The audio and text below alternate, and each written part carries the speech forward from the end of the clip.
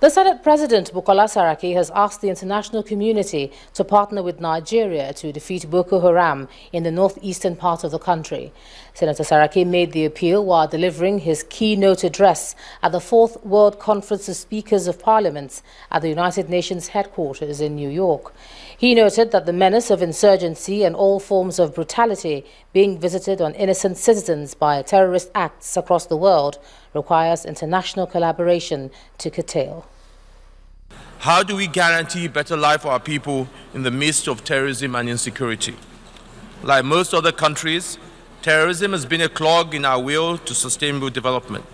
Since 2009, we have seen many of our innocent citizens brutally and senselessly murdered and others rendered internally displaced. We have seen over 200 girls from Chibok that took the world attention. The idea of a 15-year-old girl as a suicide bomber, wherever it might be in the world, be it Middle East, be it South Africa, South America, Asia, or my country, Nigeria, is not the world of our dream. It is not reflective of a world where there is sustainable development in its agenda. Surely it cannot also be treated as a local problem. Terrorism is evil that we must confront. Its brutality, purposelessness, borderlessness makes it imperative that we must adopt a global approach to tackling it. The President has again told Nigerian youths that the ongoing anti-corruption campaign would secure their future. President Muhammadu Buhari, at a meeting with the National Association of Nigerian Students at the Presidential Villa, said the anti-corruption campaign has progressed quite speedily. The President spoke through his special advisor on media and publicity, Mr. Femi Adesina. Today, he is quite delighted that you have come on this solidarity visit, and everything you have iterated, all the campaigns against criminality, against corruption, against prostitution and all that, those are the things that make for a good country. And what the president is after is a good country, a country where our youth can have a future and a hope. Why did he run 4 times before he became president? It is so that we can have a country where youths can have their potentials realized. That is why he ran. And today that he is president, Nigerian youths can rest assured that their welfare, their well-being, their good is at the top of his heart. And President Muhammadu Buhari has declared his administration's commitment towards boosting national productivity by taking all necessary actions to end the incessant strikes by workers in vital sectors of the Nigerian economy. At a meeting with the Permanent Secretary and Directors of Federal Ministry of Labour, President Buhari explains how disturbed he is by the seemingly endless strikes in Nigeria's health sector. The President directed the Permanent Secretary, Dr. Clement Ilo, and directors in the Ministry of Labour to liaise with other stakeholders and quickly work out proposals for ending the strikes in the health, education, transport, oil and gas, power and other critical sectors of the economy. The issue of strikes and lockouts, the incessant strikes in the economy with special reference to the health sector. And we're able to diagnose the causes of strikes and make recommendations on how we can quickly ameliorate strikes and lockouts in all sectors, not only in the health sector. One way of doing that is to curb impunity and establish rule of law in the management of trade disputes. Towards this end, the institutions of trade dispute management will be strengthened. The institutions of mediation, conciliation, the industrial arbitration panel, up to the National Industrial Court of Nigeria. Of course, there is absolute need for capacity development of professional officers in the ministry to be able to cope with emerging challenges, emerging problems, challenges associated with knowledge, challenges associated with techniques, attitudes, and behavior. Because if you look at the causal factors responsible for strikes and lockouts, you see that it can be categorized into three factors within some individuals, because some individuals have high propensity for troublemaking. Then there are policies that also encourage strikes and all that between management, and then there are, of course, there are external factors that are responsible. Now, the Vice President, Professor Yemi Osinbajo, says the single Treasury account policy of the federal government has come to stay. He insists it will address issues of non-transparency, especially amongst revenue-generating agencies. The Vice President told the gathering of chartered accountants in Abuja how the Nigerian National Petroleum Corporation paid $1.8 million as staff salaries for the period of 16 months.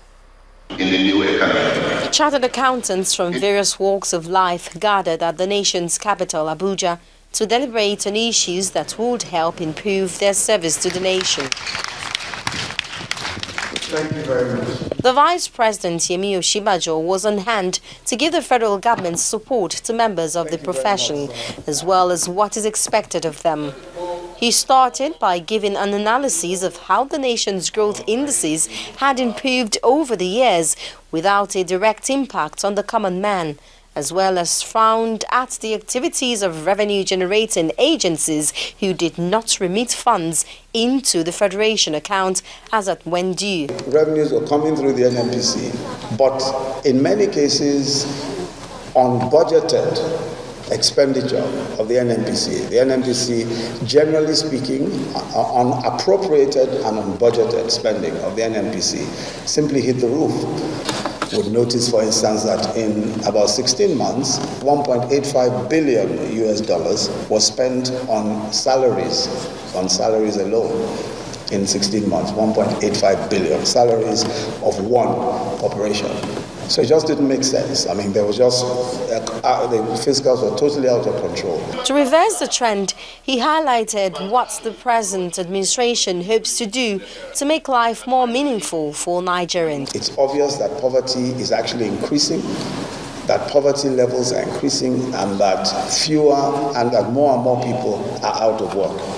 So we need to turn this on its head a bit and begin to look at a bottom-up approach to even defining our economy and the way that we budget and the way that we invest.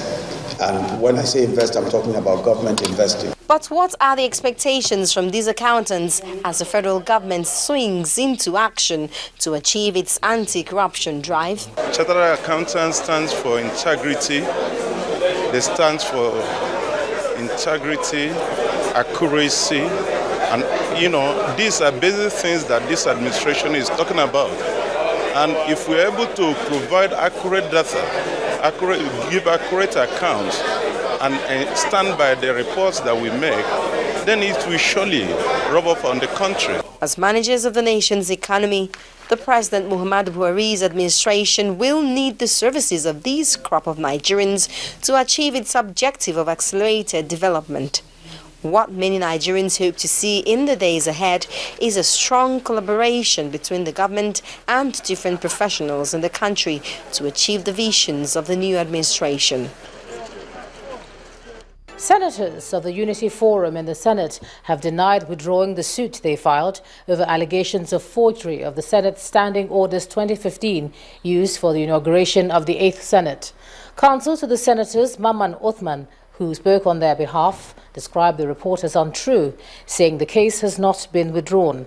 The chairman, Senate Ad Hoc Committee on Media, Senator Dino Melaye, had commended the 5 senators for acting in national interest. He said the case, which seeks to invalidate the election of the Senate President Bukola Saraki and the Deputy Senate President, Senator Ike Ekweremadu, is still on. Now, Governor Emmanuel Udom of Akwa Ibom State has opened his defense at the Akwa Ibom State Governorship Elections Petitions Tribunal sitting in Abuja. The governor and his party, the People's Democratic Party, who are defendants in the petition, called 4 witnesses who testified that the election was peaceful throughout the state. The witnesses also denied allegations of ballot box snatching. Our correspondent Amaka Okafor reports. After 4 days of recess, the Akwa Ibom State Election Petition Tribunal reconvened where the People's Democratic Party and the governor of the state, Mr. Emmanuel Udom, opened their defense. At the proceedings, 4 witnesses testified that the April 11th governorship election was peaceful in the state. Led in evidence by Mr. Paul Usoro, counsel to Governor Udom, the first witness, named Paul Bassi, a medical scientist and polling agent of the People's Democratic Party, denied allegations of ballot box snatching and any form of violence.